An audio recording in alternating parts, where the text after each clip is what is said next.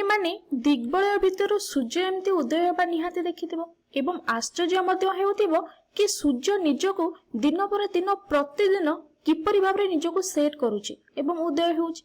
एहा पछर कारण कोन, काहेकि एपरि होउची?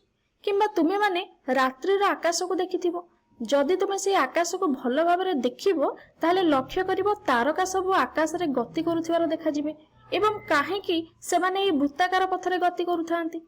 एवं तुमे मध्य छाई कथा देखिथिबो, काहेकि ए छाईर आकार बदलुची, केतबेले बड़ हेउची तो केतबेले छोट हेउची। एहा पछर कारण कोन?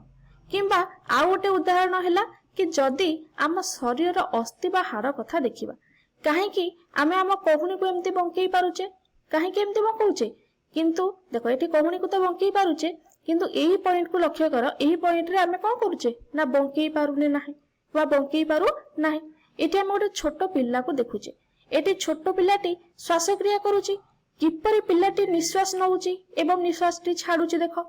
तो एठी मध्य बहु सारा प्रश्न आम मन को आसुची। एवं जदि माछ कथा कहिबा ताले माछ पानी भितर किपरि श्वासक्रिया करिथाय, ताले एही सब प्रश्न गुडी करू मु निश्चित जे तुमे माने मध्य केतेबेले ना केमिति एही सब प्रश्न तुमे भाबिथिबो एवं तम मन को निहाती एही प्रश्न गुडी को आसीथिबो। बे उद्भिद मानक कथा कोन?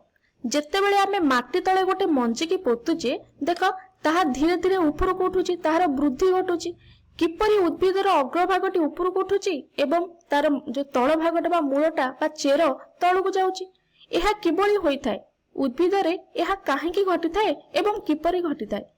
केउठारु उद्भिद गुडिक माटी तळु तार वृद्धि पई शक्ति ग्रहण करिथांती? एहा मध्ये गोटे भल प्रश्न अटे।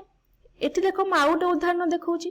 किछि तरल पदार्थ एठी रहिची, जेतेबेले एथिरा आमे धातु खंड पकाइबा कोन पई सेथुरु किछि फोटका बाहरिबो एवं किछि गडगड बा किछि माने फुटफुट होई कि गोटे साउंड बाहरिबो, जेउ साउंड बा शब्द किछि गैस को बाहर करिवो।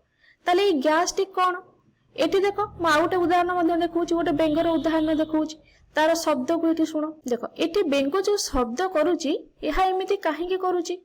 एठी मु तुमको आउ एक बढ़िया जिनिसर उदाहरण टी देबी।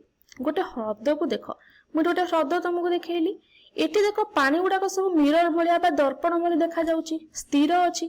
किंतु काहेकि जेतेबेले समुद्र रे लहरी आसे, समुद्र रे लहरी आसले ताहा गर्जन काहेकि करी उठिथाय एवं एई ठंडा बा शब्दटी काहेकि गर्जन करूनी, समुद्र काहेकि ढेउ आसला बेले गर्जन करिथाय?